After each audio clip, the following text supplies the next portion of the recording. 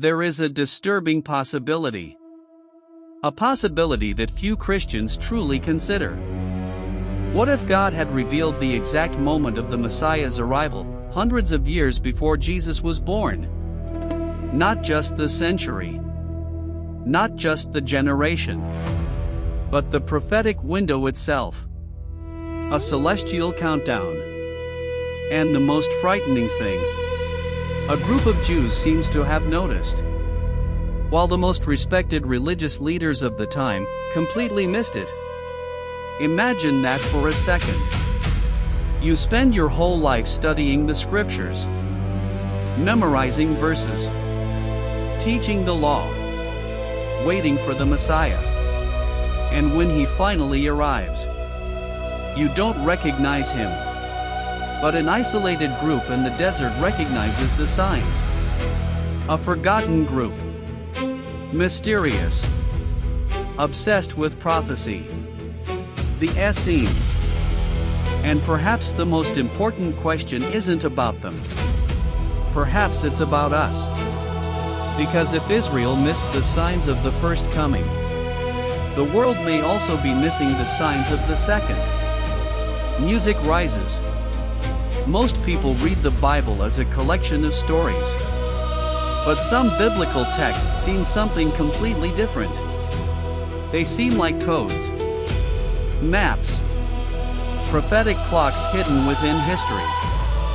And few chapters are as mysterious as Daniel 9. For centuries, scholars have been fascinated by this passage. Because Daniel 9 doesn't just talk about the Messiah. It provides a timeline. A mathematical countdown. One of the most frighteningly accurate prophecies in the entire Bible. But before we understand the prophecy, we need to understand the world that awaited the Messiah. Because first century Judaism was not united. In fact, it was deeply divided. There were three major religious groups dominating Israel. The Pharisees, the Sadducees, and the Essenes. The Pharisees were the experts in the law. Teachers, rabbis, masters of the scriptures. They administered the synagogues scattered throughout Israel. Many memorized the entire Torah. Genesis, Exodus, Leviticus, Numbers, Deuteronomy, word for word. They knew the text better than any ordinary person could imagine. But there was a problem.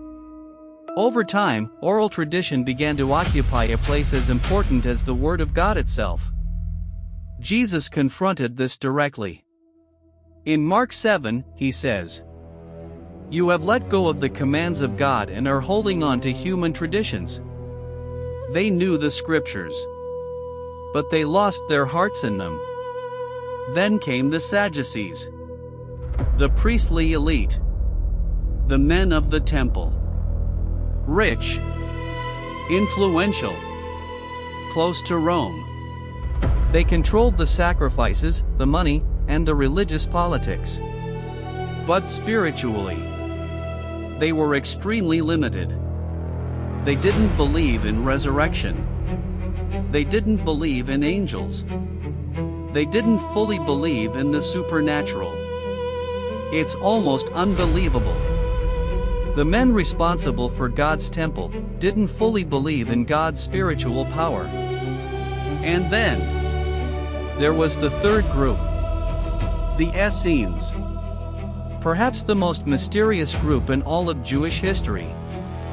They appear in the writings of Flavius Josephus, also in the texts of Philo of Alexandria, and even in ancient Roman records.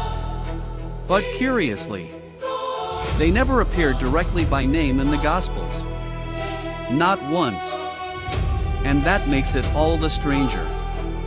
Because many scholars believe they were among the groups most attentive to messianic prophecies. The Essenes believed that Jerusalem had been corrupted, that the priesthood was contaminated. So they abandoned the official religious system. They went to live in the desert, near the Dead Sea. There they built an isolated community. Disciplined, apocalyptic. They copied the scriptures daily. They lived in ritual purity. They bathed constantly. They fasted. They prayed. They awaited the end times. And above all, they studied Daniel obsessively, especially Daniel chapter 9, because in that chapter there is something unique.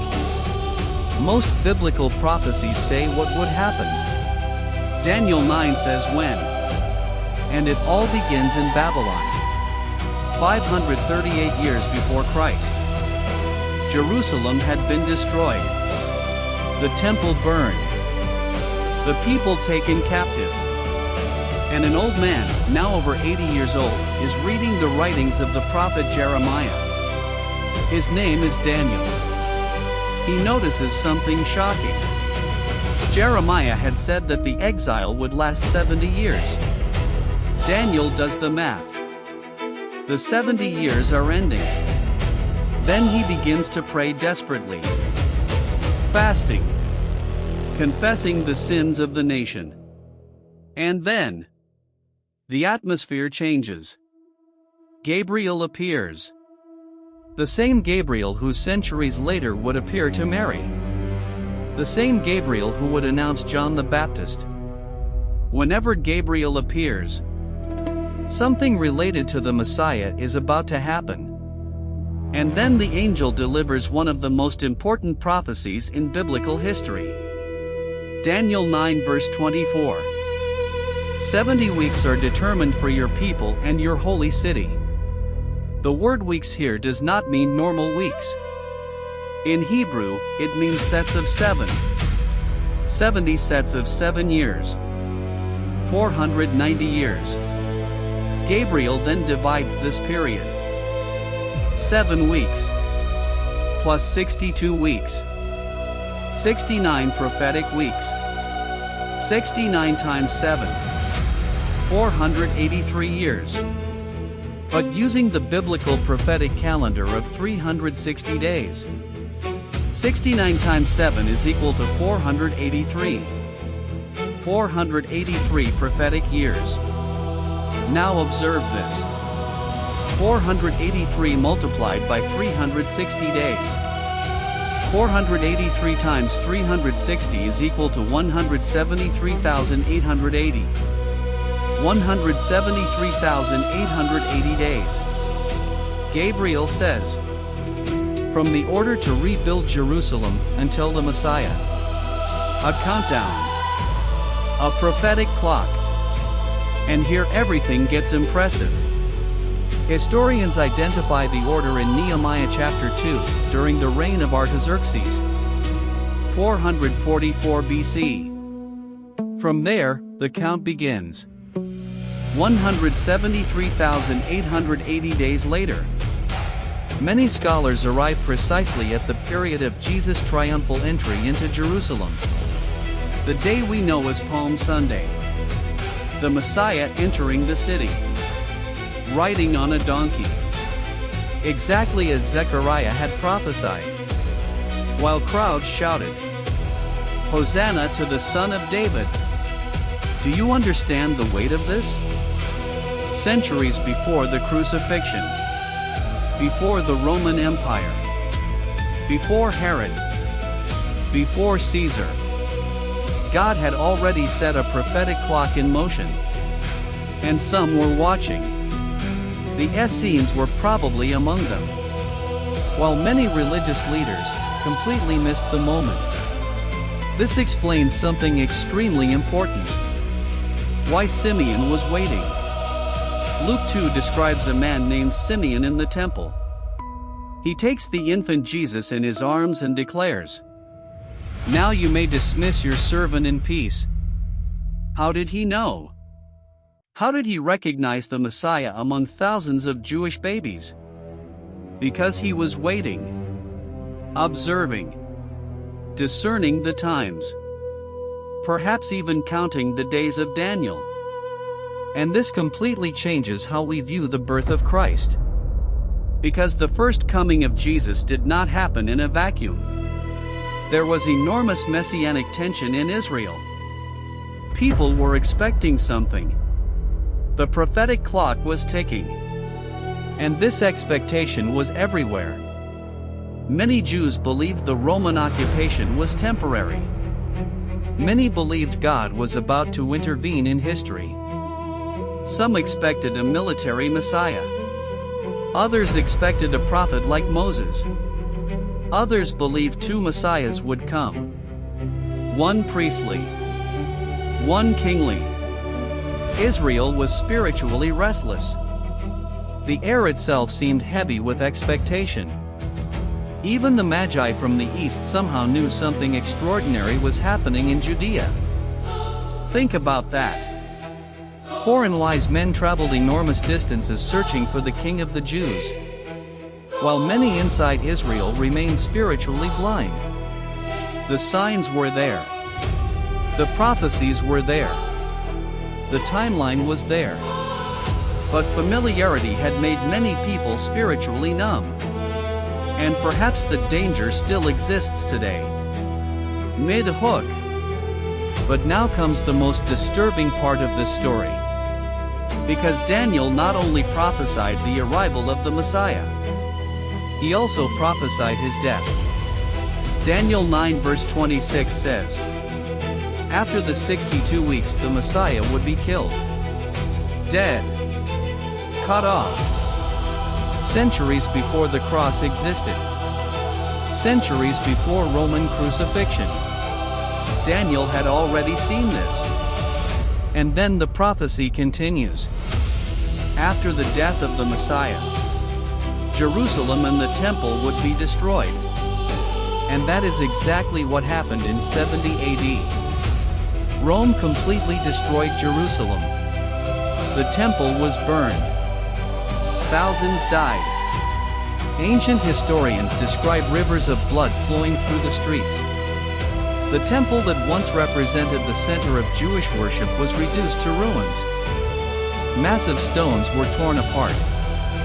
Gold melted through the cracks. Fire consumed everything. Jesus had warned about this.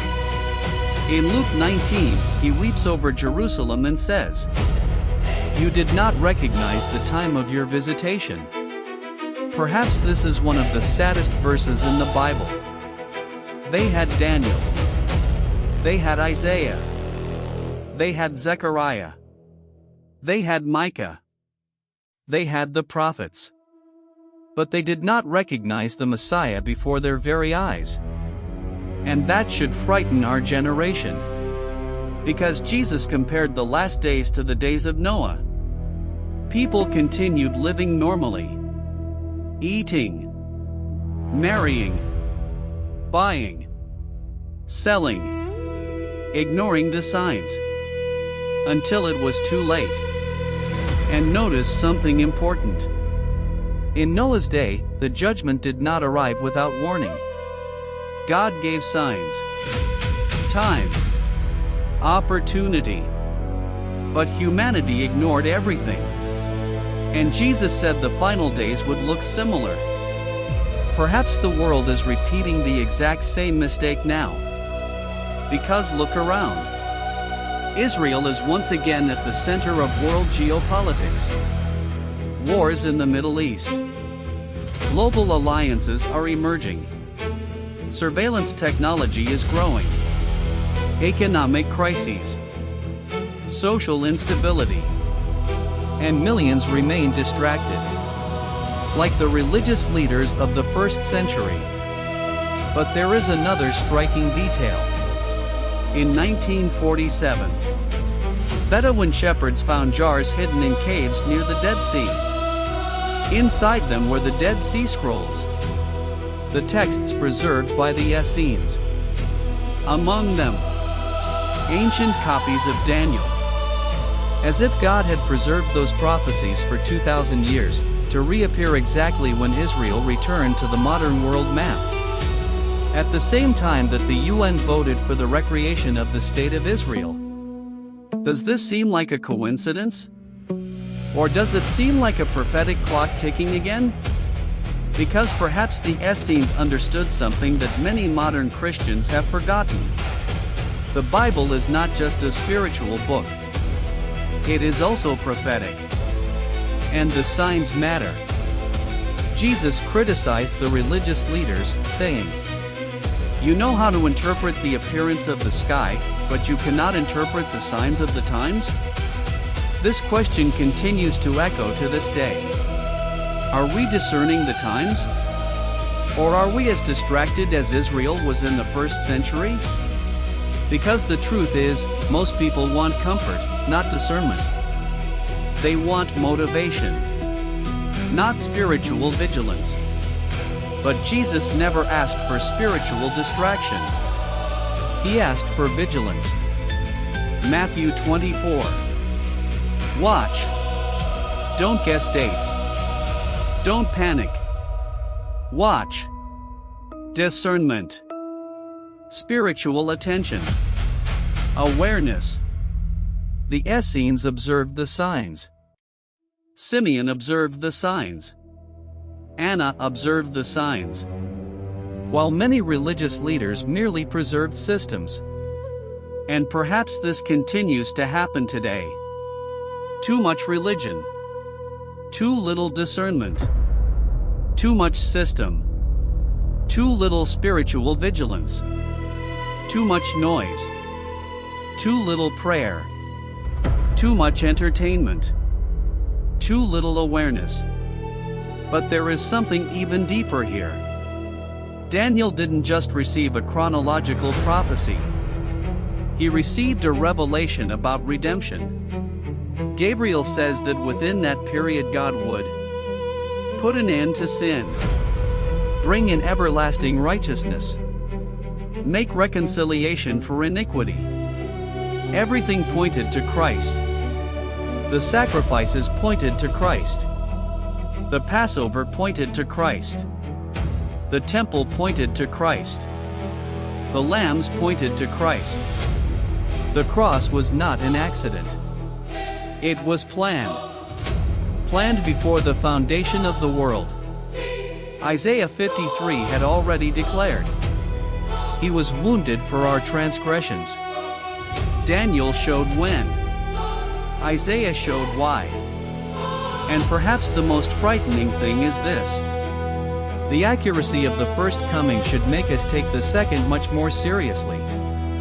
Because if God fulfilled the first one exactly, why do we doubt the next? Final escalation. Perhaps the greatest spiritual danger is not rejecting God directly. Perhaps it is being so busy with life that you miss the signs. The Pharisees were busy. The Sadducees were busy. Rome was busy. Jerusalem was busy. While the Messiah walked among them. And perhaps this is happening again. Because there has never been so much entertainment. So much distraction. So much information. But at the same time, so much spiritual blindness. The modern world seems advanced. But spiritually, many are asleep. And perhaps that is why Jesus repeated so many times, "He who has ears to hear, let him hear." Because not everyone would hear. Not everyone would understand.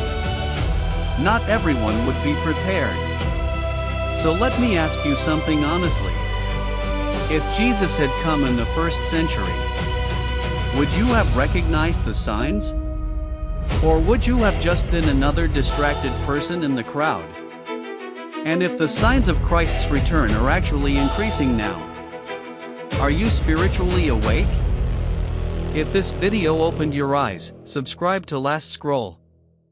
Because in the next videos we will explore the hidden prophecies of Daniel, the mysteries of the Dead Sea Scrolls, the signs of Revelation, the prophetic significance of Israel, and biblical passages that many have ignored for decades.